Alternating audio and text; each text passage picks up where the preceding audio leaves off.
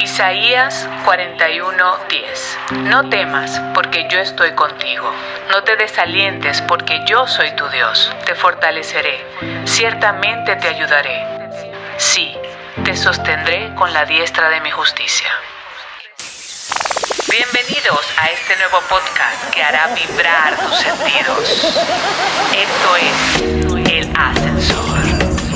Con Rafael Toro, Carlos Becerrito y en los controles, Joan Alvarado. Esta es la voz de tu conciencia. Bienvenidos todos a nuestro tercer episodio en este podcast, El Ascensor. ¿Qué más, chicos? Vamos a comenzar este podcast con un fuerte aplauso de nuestro público. Hoy tenemos tremendo público acá animando. Así que si tú quieres venir a nuestro programa también, inscríbete. Es broma. No, pero es cierto, se puede escribir podemos invitar en los comentarios y nosotros escogemos en los comentarios que existen ahí en las redes sociales, escogemos a una persona que nos acompañe en nuestro podcast. Perfecto, buenísimo. Me parece muy bien y positivo además. Hermano, bienvenido a tu programa. No, y también tuyo. Claro que sí. ¿Cómo estás? No, bien. Te quiero más, hermano, que una hamburguesa doble carne. No mucho. No, para mi gusto sí. Bueno. Hermano, yo te quiero más que el puente sobre el lago de Maracaibo. Venga, acá, chicos, eso se merece un abrazo, de verdad. Gracias, hermano. Hay hermandad. En los controles, Joan Alvarado. Estamos muy felices de entrar en nuestro tercer episodio, ya que en el segundo episodio, la semana pasada, estuvimos hablando de este tema tan importante y estuvimos viendo cuáles eran las razones, así es, que causaban depresión, pero también dijimos que habían ciertos niveles de depresión y que hoy íbamos a profundizar, pero también que íbamos a ver más o menos qué podíamos hacer o qué podía hacer alguien que esté deprimido para salir de ese cuadro depresivo. Así es, mira, muy importante porque este tema lo quisimos también quizás dividir en dos grandes episodios para poder ahondar un poco acerca de lo que el mundo, digamos, nos dice, la ciencia nos dice, pero además también conocer lo que Dios nos dice, porque entendemos que hay personajes bíblicos que sufrieron depresión. De hecho, la semana pasada terminamos con una pregunta en nuestro podcast. Claro. ¿Es posible que una persona positiva, una persona que camina con Dios, sufra de depresión? Claro, y vimos el mensaje de la voz de la conciencia que nos decía y nos hablaba sobre la historia de Elías. Correcto. Pero además de Elías, hay otros personajes muy importantes en la Biblia que también pasaron por estos procesos depresivos, pero ellos tuvieron algo que quizás mucha gente no tiene: el acompañamiento de Dios. Uh-huh. Y ahí es donde quizás se marque la diferencia. Claro, y quizás pasar y salir de esta gran enfermedad se torna un poco más fácil, digamos. Es verdad, mira, aparte de Elías, yo estuve investigando y hay otros personajes muy reconocidos, como por ejemplo el rey David. Aquel David que conocemos porque tumbó a Goliat, al gigante, ¿verdad? Aquel hombre que llegó a ser rey también pasó por momentos de depresión. Y aunque la Biblia no nombra la palabra depresión como tal, sí vemos que hay varios síntomas en estos personajes que pudiéramos decir que pasaron por momentos de depresión. Claro. Como por ejemplo David, mira, atravesó, por ejemplo, por la persecución del rey, sufrió intentos de asesinato, sus hijos lo traicionaron, terrible. Un hijo murió. Uno de los hijos murió. Entonces podemos ver que David vivió momentos de sufrimiento y de hecho escribió, por ejemplo, ¿por qué estoy desanimado? ¿Por qué está tan triste mi corazón? Pondré mi esperanza en Dios. Fíjate cómo él entonces buscaba de una vez una alternativa. Otro personaje que podemos ver es Noemí. Claro. De este personaje mucha gente no sabe ni siquiera que existe, ¿viste? En la Biblia. Pero Noemí perdió a su esposo y a sus hijos mientras vivía en un pueblo extranjero. Es decir, era inmigrante además. Exacto, o sea, claro. te identificas. Sí, mucho, porque fíjate que cuando también estábamos leyendo el tema de la historia de Noemí, a nosotros como inmigrantes también nos toca mucho, porque ¿cuántos de nosotros, digamos, no hemos perdido un amigo ¿Ya? Y cómo se vive ese luto. Claro. Cómo nosotros superamos la pérdida de un familiar o de un amigo estando en el extranjero. Entonces, la historia de Noemí es muy, muy interesante. Y no solamente perderlo porque haya muerto, sino que simplemente por salir de tu país, las personas se quedaron allá o se van a otro país, entonces ya tú pierdes la comunicación, pierdes el contacto, pierdes la cercanía. Tu cultura inclusive a veces se tiende a perder. Claro. Entonces todo eso hace que se cree como un luto migratorio y te puede llevar a tener depresión. Y era lo que estaba pasando con Noemí. No, y además de eso, además que cuando Noemí regresa a su pueblo, ella se cambia el nombre. Así es la cosa. Porque Noemí es símbolo de dulzura, significa dulce. Y ella decidió que le llamasen... Disculpa que tengo una pregunta. ¿De goticas o granulado? De gotica. Dulce. Sí, es más sano. Más saludable. No, pero fíjate que ella decide cambiarse el nombre y le dice a los pobladores ahí de su pueblo, le dice, oye, yo no me llamo Noemí, yo me llamo Mara, que significa amargura. Entonces la depresión... La llevó hasta cambiarse el nombre. La llevó a eso. Entonces es un tema bien, bien complicado que también vivieron personajes bien, bien importantes en la Biblia. Otro personaje, y el último que vamos a tocar hoy, o el penúltimo, Job.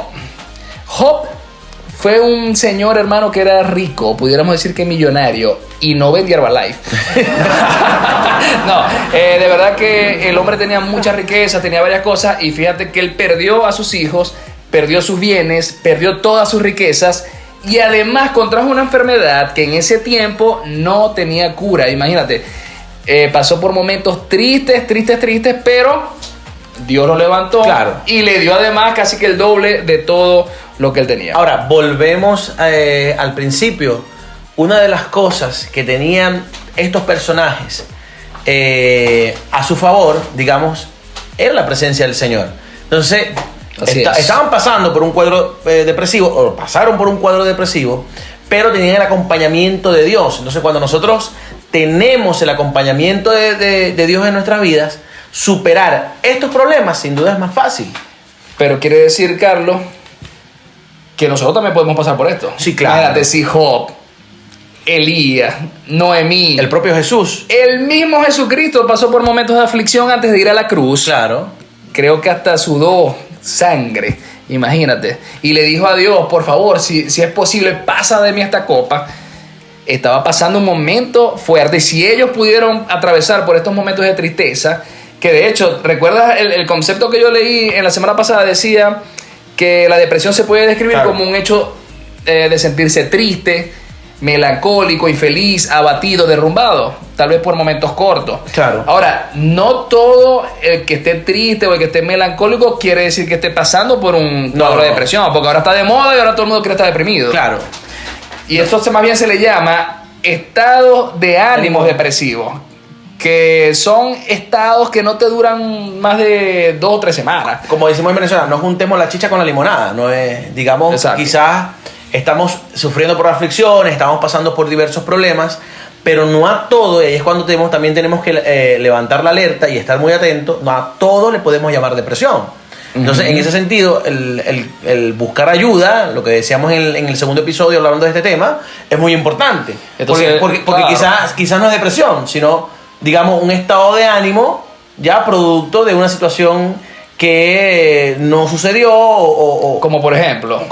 Entonces, me levanto a las 4 de la mañana.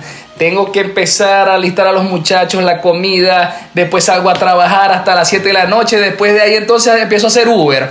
Y hasta las 11 de la noche hago Uber. Es un estado de ánimo. Hermano, cuando llegas a la casa, estás muerto, te acuestas en la cama, tu esposa te pregunta, ¿qué pasó? Estoy deprimido. No, hermano, usted lo que estás cansado, descanse. Y dedíquele tiempo a la familia. Dedíquele tiempo a su familia. Entonces, a veces confundimos, ¿verdad? Sí, claro. Cansancio, confundimos porque me fue mal hoy en una situación, porque entonces me puse triste. No todos estos estados de melancolía o tristeza tienen que ser depresión. Simplemente estás en un estado de ánimo depresivo que es muy diferente. Y ojo con esto, porque ya la depresión sí te puede durar meses. Meses. Y hay que tratarla además. Sí, además que te trae pensamientos autolesivos. Tú quieres entonces lastimarte, ya estás pensando que entonces tú eres el malo, estás pensando que nadie te quiere porque tú hiciste algo. Quieres hacerte daño. Ay, Dios mío. Quieres aislarte, quieres buscar la solución por ti mismo, no hablas con los demás, no le cuentas lo que estás pasando. Entras en un estado, digamos, como de calma, pero es una calma bien peligrosa porque tú dices en ti, bueno, yo me aíslo para estar más calmado o calmada, pero ciertamente lo que te estás haciendo más daño porque no estás buscando la solución, sino más bien lo que estás es agravando el problema. Sí, conozco personas jóvenes inclusive que han intentado cortarse el cuerpo. Yo conozco historias y tiene marcas. No, yo conozco historias de eso. Las conozco digamos, de primera mano y no es nada, digamos, fácil. Pero fíjate que hoy en particular también vamos a preguntarle a nuestra voz de la conciencia sobre la diferencia que puede existir entre el uno y el otro, o sea, la depresión y estados de ánimo depresivo. Y el estado de ánimo depresivo. ¿Qué nos dice nuestra voz de la conciencia? Si hay diferencia, el estado de ánimo depresivo es la sensación de producto de decepciones, situaciones de estrés de la vida, como pérdida de un ser querido, despido, la noticia de una enfermedad. Sus síntomas pueden ser tristeza y desánimo, pero estos son pasajeros, pueden durar días a horas y se resuelve cuando estas circunstancias mejoran. Ahora, la depresión, al contrario, se relaciona con factores genéticos, ambientales, estrés crónico. En los jóvenes se asocia a presión social, presión familiar, abuso, entre otros.